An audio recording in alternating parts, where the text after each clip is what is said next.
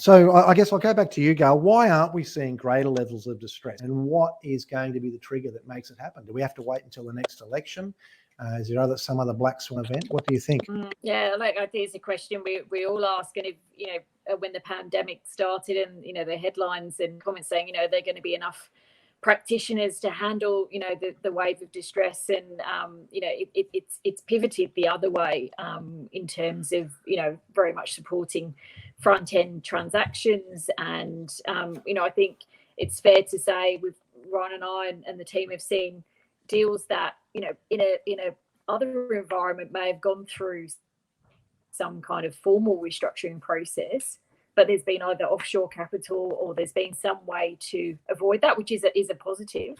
But it also just raises questions that, I think there's some fairly frothy kind of multiples and deals out there. So, I think the pipeline may be building, but I don't think that's anytime soon. I don't think it's going to be a wave of insolvency. I think there will be some pressure coming, as we start to open up, particularly, for hospitality and some of those cafes and restaurants, particularly in CBD or other locations that will really struggle to open up. And there's only so long that they can go. And, as we start to see some of that, the federal and the state support roll off, that will drive some of it.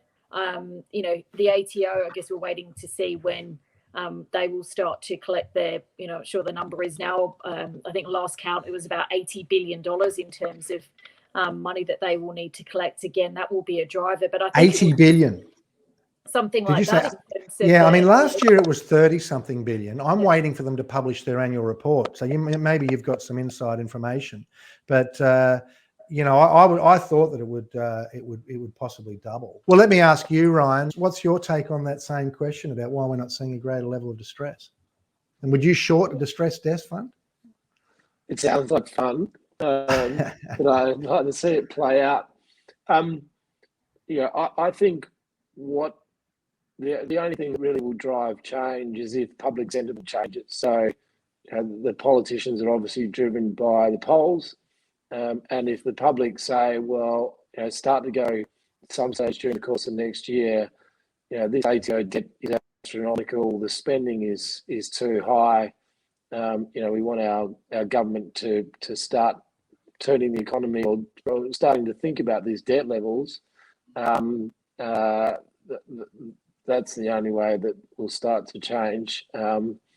These media reports that come out have been coming out over the last several years about the astronomical growth in the ATO debt levels. It doesn't create any negative publicity. But you have to think. Well, it's a hidden stimulus, isn't it? I mean, they've spent $40 billion on whatever, but if the ATO collectible debt has gone from 30 billion to 80 billion, well, that's another 50 billion in stimulus, really.